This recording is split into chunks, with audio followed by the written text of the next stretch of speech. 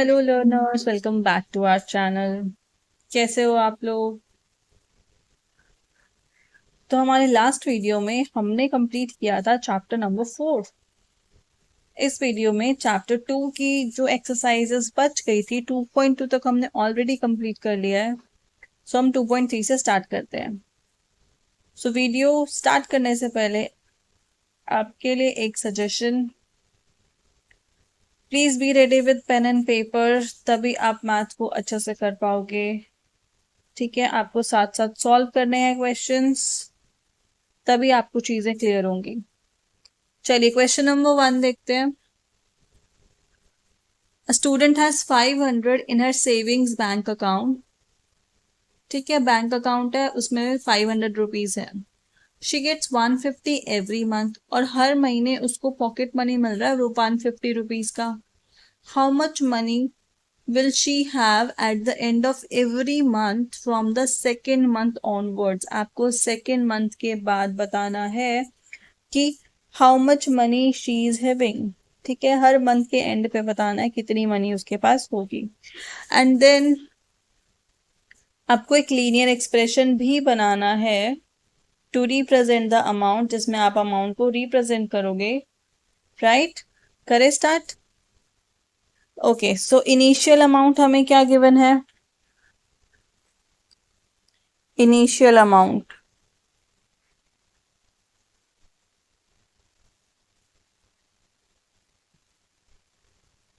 इसके bank account में initially कितना पैसा था? 500 रुपीज। मंथली पॉकेट मनी कितनी मिल रही है? 150 रुपीज। Write down.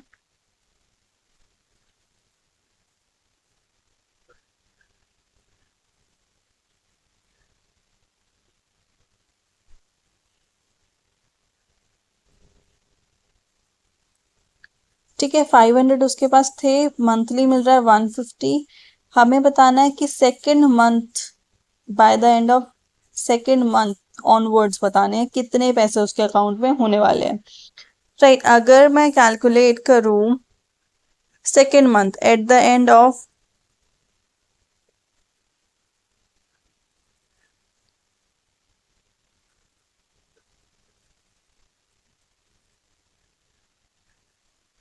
देखो 500 तो ऑलरेडी था उसके पास, वो तो अकाउंट में ऑलरेडी रहने वाला है।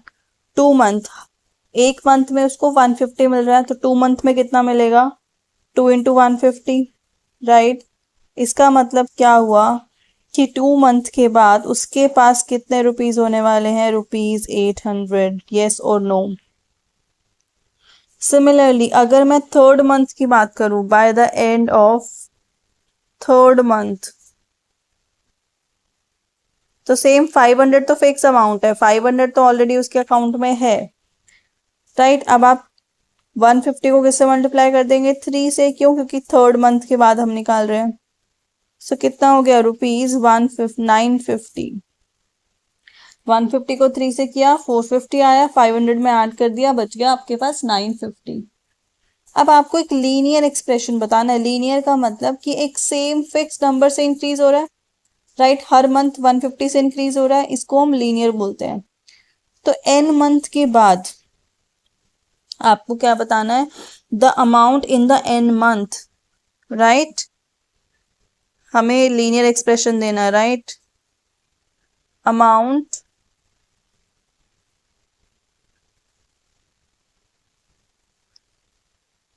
In the n month. n month होने के बाद, अब n कुछ भी हो सकता है, यहाँ पर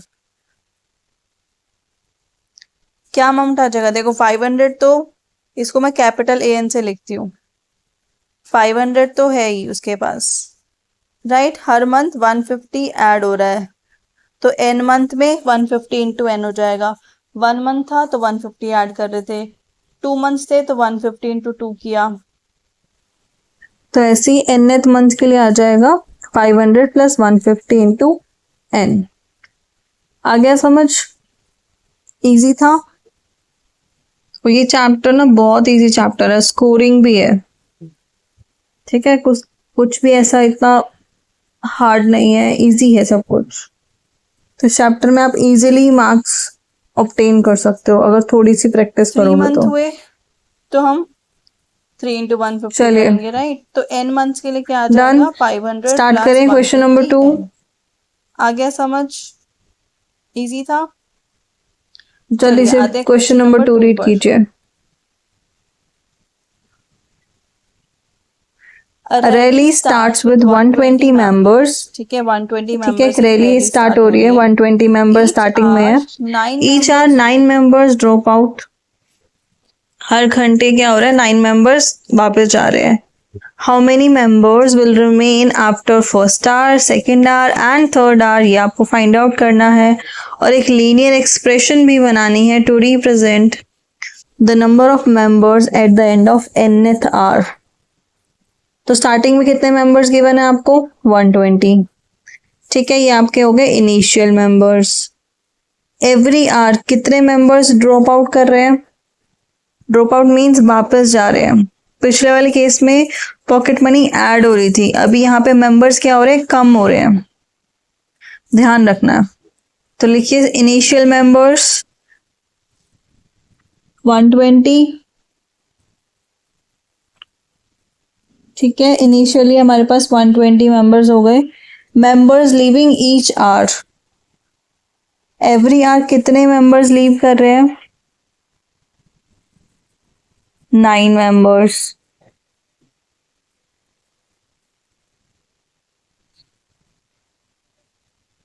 इज इक्वल टू 9। सो हमें फाइंड आउट करना है आफ्टर 1 आवर कितने मेंबर्स बच जाते हैं, how many members left after 1 hour. 120 थे स्टार्टिंग में, 9 चले गए, तो कितने मेंबर्स हो गए, how many members left, 120 minus 9। कितना होता है 120 माइनस 9, फर्स्ट आ रहा है तो 1 इंटू 9 लिख दिया इसको हमने, तो कितना हो गया 111।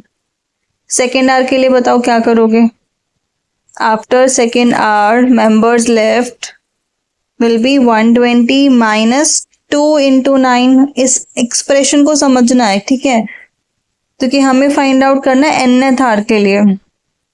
एक लीनियर एक्सप्रेशन बनाना है। लीनियर क्यों है, बिकॉज एक फिक्स्ड अमाउंट से या तो इंक्रीज हो रहा होगा या डिक्रीज हो रहा होगा।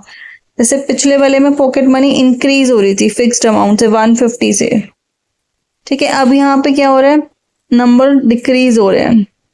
चलिए थर्ड आवर का लिखिए, मेंबर्स लेफ्ट विल बी 120 में से माइनस कर दोगे आप कितना, ये आप खुद फाइंड आउट करोगे। 120 में से 3 इंटू 9 कर देना, तो nth आवर के लिए क्या हो जाएगा 120 माइनस, देखो 1 आवर के लिए था 1 इंटू 9 किया, फिर आपने 2 इंटू 9 किया, तो nth के लिए n इंटू 9 करोगे, बट हम वेरिएबल को नंबर के बाद में लिखते हैं। सो nth आवर के लिए कितना आ गया आपके पास 120 माइनस 9n। और थर्ड आवर के लिए अगर मैं डिस्कस करूं तो क्या आंसर आएगा 120 माइनस 3 इंटू 9, 120 माइनस 27, 93। सॉल्व जरूर करना है, साथ साथ अपने आंसर्स को भी वेरीफाई करते जाएंगे। चलिए नेक्स्ट आ जाइए क्वेश्चन नंबर 3 पर। Suppose the length of a rectangle is 13 centimetre. एक रेक्टेंगल की लेंथ आपको गिवन है 13। क्या निकालना है, फाइंड द एरिया। एरिया निकालना है। फर्स्ट केस ब्रेड्थ है 12, सेकेंड है 10 एंड थर्ड है आपके पास 8 centimetre. Also find the linear pattern representing the area of rectangle. हमें एक लीनियर पैटर्न भी बनाना है जो इस एरिया को रिप्रेजेंट करेगा, राइट। स्टार्ट करते हैं। लेंथ गिवन है कितना 13 सेंटीमीटर, लिखिए लेंथ ऑफ रेक्टेंगल। यूनिट्स भी लिखनी है आपको, ठीक है, यूनिट्स नहीं लिखोगे मार्क्स डिडक्ट हो जाएंगे। सो लेंथ ऑफ रेक्टेंगल हो गया 13 सेंटीमीटर। पहले बताइए एरिया का फॉर्मूला क्या होता है, what is area of rectangle. Area of rectangle is length multiply breadth, right. Length कितना गिवन है हमें 13। अब ब्रेड्थ के लिए हमें 3 केस में निकालना है। फर्स्ट केस में ब्रेड्थ हमें 12 सेंटीमीटर गिवन है, देन हमें 10 गिवन है एंड थर्ड में हमें 8 गिवन है, राइट। ओके, अब हमें लेंथ गिवन है 13 एंड ब्रेथ सेम नहीं है, देखो ब्रेथ चेंज हो रही है तो उसको मैं बी ले लेती हूँ। तो बेसिकली एक्सप्रेशन बन गई मेरी area is equal to 13b, right. अब फर्स्ट पार्ट में मुझे ब्रेथ गिवन है 12, तो एरिया क्या हो जाएगा, एक टेबल बना लेते हैं ताकि टेबुलर फॉर्म में हम उसका आंसर लिख दें। ठीक है, ब्रेथ फर्स्ट केस में 12 सेंटीमीटर, सेकेंड केस में 10 सेंटीमीटर, थर्ड केस में 8 सेंटीमीटर है। तो एरिया 13b हमने लिखा, b की वैल्यू पुट करते जाएंगे, राइट। फर्स्ट केस में आपका हो जाएगा 12 into 13 that is 156 centimetre square. ठीक है, यूनिट का ध्यान रखना है, यूनिट आपको लिखनी भी है। सेकेंड केस में कितना आ जाएगा 130 centimetre square and third case में कितना हो जाएगा 104 सेंटीमीटर स्क्वायर। सो अगर आप ब्रेथ को बी ले रहे हो तो लीनियर पैटर्न बन जाएगा 13b। ठीक है, चलिए नेक्स्ट क्वेश्चन पे आते हैं। Question number 4, suppose the length of a rectangular box is 7 centimetre and breadth is 11 है। अब आपको लेंथ ब्रेथ गिवन है, वॉल्यूम निकालना है। सबसे पहले आपको वॉल्यूम का फॉर्मूला पता होना चाहिए। ठीक है, लेंथ हमें 7 गिवन है और ब्रेथ हमें 11 गिवन है। फाइंड आउट क्या करना है, फाइंड आउट करना है वॉल्यूम। कब कब, व्हेन हाइट इज 5, 3 केस आपको गिवन है। फर्स्ट केस में हाइट 5 है, सेकेंड केस में 9 है एंड थर्ड केस में 13, और लीनियर पैटर्न भी बनाना है। चलिए तो सबसे पहले हम फॉर्मूला देखते हैं। वॉल्यूम का फॉर्मूला क्या होता है, length multiply breath multiply height. पहले तीनों को मल्टीप्लाई करेंगे। अब क्या आपको तीनों गिवन है, नहीं, क्या क्या गिवन है उसकी वैल्यू पुट कर दो। 7 आपका लेंथ हो गया 7 सेंटीमीटर, नेक्स्ट ब्रेथ हो गया 11 सेंटीमीटर, हाइट को हम ले लेते हैं h एंड वॉल्यूम का सिंबल ले लेते हैं v। तो बन गया linear pattern v is equal to 77h centimetre cube. ठीक है, यूनिट भी लिखनी है वॉल्यूम के लिए। अब हम डिफरेंट केसेस को सॉल्व करते हैं, जो हमें 3 केस बोला है। केस 1 है जब हाइट 5 सेंटीमीटर है,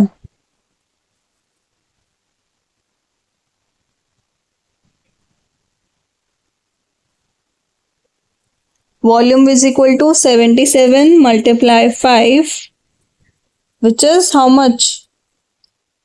Pause the video and try to solve it yourself. That will be 385 centimeter cube. Okay. Next.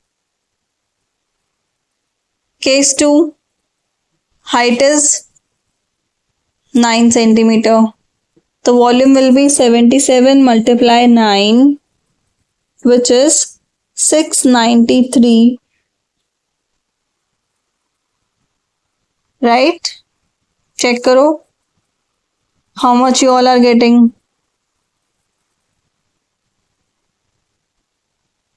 693 centimeter cube. Done. Next है आपका हाइट 13। हाइट 13 है तो वॉल्यूम क्या हो जाएगा 77 multiply 13 which is 1001।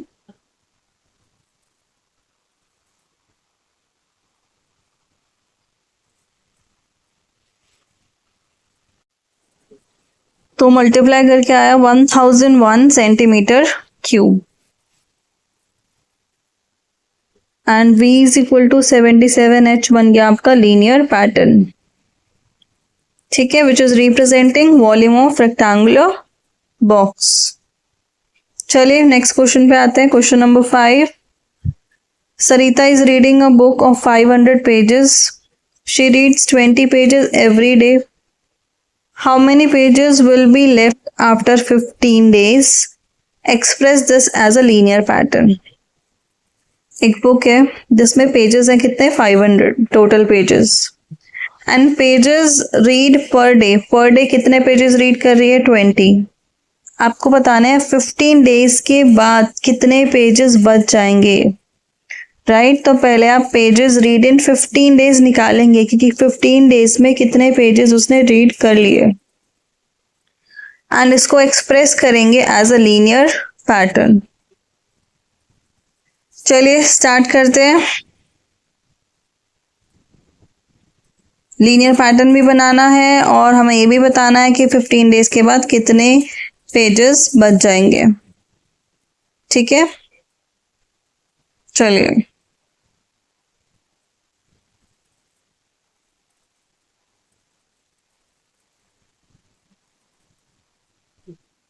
Number of pages या total pages 500।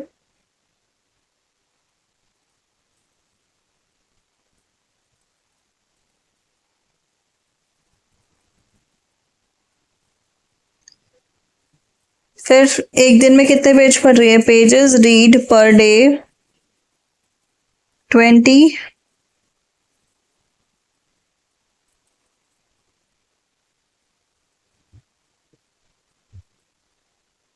Then 15 days में कितने रीड करेगी, देखो एक दिन में 20 रीड कर रही है, 2 डेज में 2 इंटू 20 हो जाएगा, 3 डेज में 3 इंटू 20, 15 डेज में 15 इंटू 20 पेजेस वो रीड कर लेगी। हमें लेफ्ट वाले बताने हैं कितने पेजेस बच गए। तो टोटल कितने थे आपके पास, 500। 500 में से आप माइनस कर दोगे जितने पेजेस उसने 15 डेज में रीड करे। कितने रीड करे, 15 इंटू 20, राइट। मतलब उसने 300 पेजेस 15 डेज में रीड कर लिए, टोटल थे 500, तो कितने बच गए आपके पास, 200 पेजेस बच गए। अब इतना ही आंसर नहीं है, आपको लीनियर पैटर्न भी बनाना है। nth डे के बाद क्या होगा, कितने पेजेस बचेंगे, pn से भी आप लिख सकते हो, that will be how much, 500 total है, माइनस 20 इंटू n। क्लियर।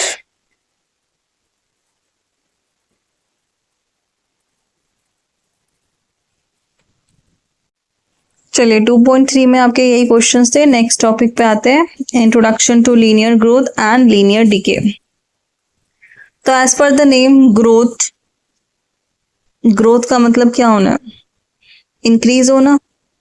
अगर मैं एक प्लांट का एग्जांपल लूं कि एक प्लांट है वो पर डे इतनी फीट से ग्रो कर रहा है, राइट, मतलब उसकी हाइट इंक्रीज हो रही है।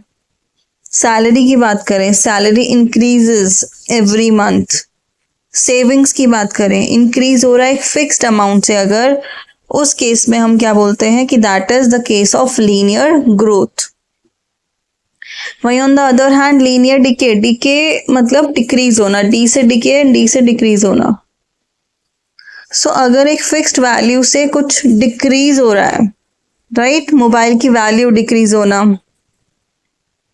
Water level decreases, fuel in tank reduces, तो एक फिक्स्ड वैल्यू से रिड्यूस हो रहा है, so that is the case of linear decay. तब जो नेक्स्ट एक्सरसाइज है उसमें हमें ऐसे ही क्वेश्चंस को आइडेंटिफाई करना है या फिर बताना है कि why this is linear growth and that is linear decay. एक चीज याद रखनी है कि जो चेंज हो रहा है ना वो कांस्टेंट है दोनों केस में, सिर्फ डायरेक्शन चेंज हो रही है। लीनियर ग्रोथ में इंक्रीज हो रहा है और लीनियर डिके में डिक्रीज हो रहा है, राइट, बट चेंज कांस्टेंट है। ऐसा नहीं है कि पहले 10 इंक्रीज हुआ फिर 5 हो गया, नो। कांस्टेंट का मतलब same, every time it is going same. Clear, समझ आ गया टॉपिक। लीनियर ग्रोथ जब इंक्रीज होगा विद अ फिक्स्ड वैल्यू तो लीनियर ग्रोथ होगा, एंड अगर डिक्रीज होगा विद अ फिक्स्ड वैल्यू तो that is the case of linear decay. चलिए स्टार्ट करते हैं। Exercise 2.4. Question number 1. Suppose a plant has height 1.75 feet and it grows by 0.5 feet each month. Her month 0.5 feet से grow कर रहा है. First part में आपको निकालना है हाइट आफ्टर 7 मंथ. 7 मंथ के बाद क्या हाइट होगी, राइट. एक टेबल आपको बनानी है जिसमें टी वेरी कर रहा है 0 से 10 मंथ की. अगर ये प्लांट है तो 0 से लेकर 10 मंथ तक कितना ये प्लांट ग्रो कर लेगा. थर्ड पार्ट में आपको एक्सप्रेशन बनाना है जो हाइट और टाइम को रिलेट कर सके. स्टार्ट करते हैं इनिशियल हाइट के साथ, which is 1.75 feet. Growth every month, her month कितना ग्रो कर रहा है.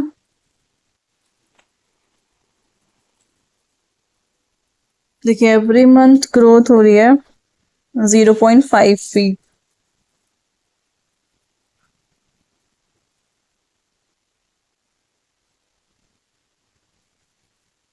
फाइंड आउट करना है आपको height after 7 months. First part after 7 months. देखिए फर्स्ट वन 0.5 फीट इंक्रीज हुआ. नेक्स्ट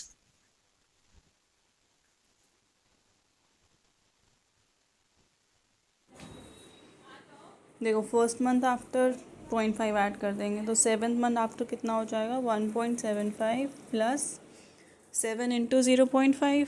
क्योंकि हमें 7 मंथ्स का निकालना है तो अब हम 1 2 3 नहीं निकालेंगे, डायरेक्टली 7th का निकालेंगे. तो 1.75 में क्या ऐड हो जाएगा 3.5. ठीक है.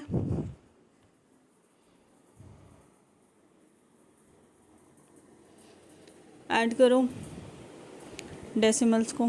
पहले लाइक डेसिमल बनाओ. 1.75 प्लस 3.50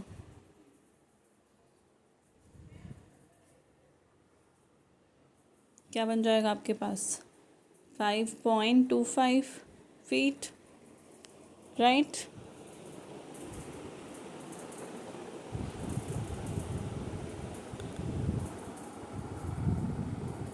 अब इसके बाद सेकंड पार्ट में आपको क्या करना है, टेबल बनानी है starting from 0 to 10 months and बताना है how the height increases every month. मतलब आपको ये बताना है कि 0 मंथ में मीन्स इनिशियली कितना हाइट था, फिर फर्स्ट मंथ में कितना हो गया, देन सेकेंड मंथ में कितना हो गया. तो ऐसे करते करते आपको एक टेबल बनानी है जिसमें आप 10 मंथ्स तक का लिखोगे. फाइंड आउट करोगे कि 10 मंथ्स में प्लांट्स ने कहाँ से लेकर कहाँ तक ग्रो किया. ठीक है. चलिए सेकेंड पार्ट पे आ जाइए.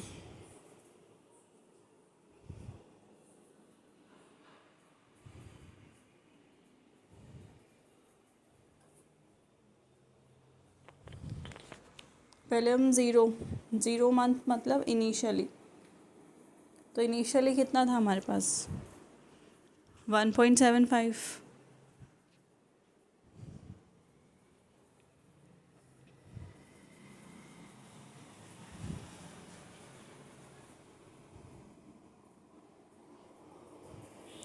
उसके बाद नेक्स्ट मंथ फर्स्ट मंथ कितना हो गया 0.5 ऐड हो गया.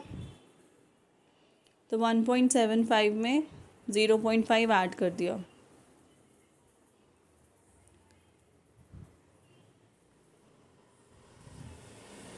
कितना आ जाएगा 1.75 में 0.5 ऐड किया 2.25. फिर आप सेकेंड मंथ का निकालना कि आफ्टर सेकेंड मंथ प्लांट ने कितना ग्रो कर लिया.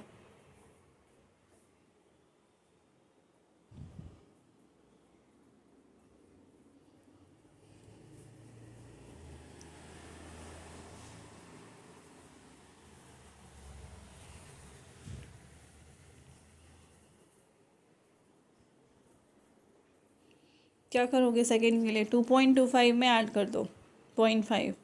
ये हर मंथ 0.5 इंक्रीज़ हो रहा है. तो 2.25 प्लस 0.50 लाइक डेसिमल बना लिया तो आ गया आपके पास 2.50. 75। ऐसे ही आपको 10th मंथ तक कंटिन्यू करना है, ठीक है। थर्ड के लिए करोगे क्या हो जाएगा, 2.75 plus 0.5, so that will be 3.25। Next 4 month. अब देखो पैटर्न बन रहा है, एक बार 25 आ रहा है, एक बार 75 आ रहा है, फिर नंबर इंक्रीज हो रहा है ना। तो 3.25 आ गया, तो फोर्थ वाला क्या हो जाएगा, 3.75। 5 वाला क्या हो जाएगा, अब नेक्स्ट नंबर में 25 वाला लेंगे हम, तो दैट विल बी 4.25। ऐसे ही 6 में करेंगे, 6 में हो जाएगा आपके पास 4.75। सेवेंथ 5.25, ठीक है, एंड सो ऑन। आप 10 तक पूरा कंप्लीट टेबल बना लोगे। 7 तक हमने कर लिया, 8 9 10 आप खुद करोगे, ठीक है। 8th में क्या हो जाएगा, 5.75, फिर नेक्स्ट में 6.25। तो एक बार 25, एक बार 75, और फिर नंबर इंक्रीज।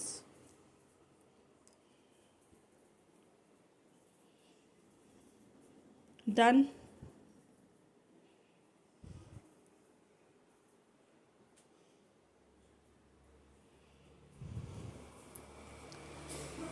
अब थर्ड पार्ट, आपको एक्सप्रेशन बनानी है that will relate H and T and explain why represent linear growth. तो एक्सप्रेशन क्या होगा, देखो 1.75 फिक्स है, हर स्टेप में 0.5 इंक्रीज हो रहा है पर मंथ के हिसाब से, तो बन गया 0.5 टी। लीनियर ग्रोथ क्यों है, because height of plant is increases every month with a constant rate. यही किया था लीनियर ग्रोथ में, कि if a quantity is increasing, ठीक है, तो ये लीनियर ग्रोथ था। चलिए नेक्स्ट क्वेश्चन में क्या बोला आपको, a mobile phone is brought for 10,000 rupees. एक फ़ोन को 10,000 में ख़रीदा गया है, and its value decreases by 800 every year. हर साल 800 वैल्यू डिक्रीज हो रही है। तो इनिशियल वैल्यू कितनी गिवन है आपको, इनिशियल प्राइस 10,000। आपको फर्स्ट पार्ट में फाइंड आउट करना है value of the phone after 3 years. 3 साल के बाद फ़ोन की क्या वैल्यू होगी, right. Value decreases per year, that is rupees 800.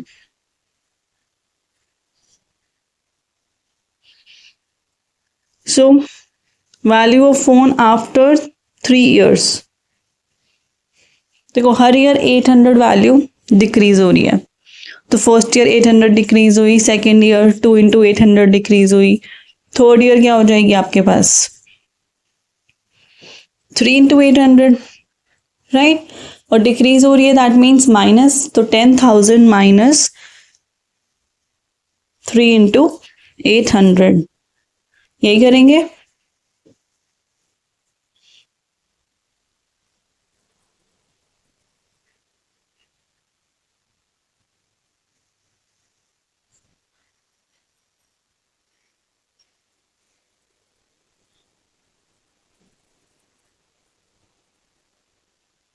सो 10,000 में से आप 2,400 सब्ट्रैक्ट कर दोगे,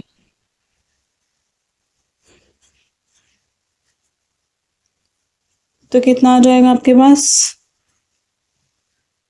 10,000 माइनस 2,400, 7,600।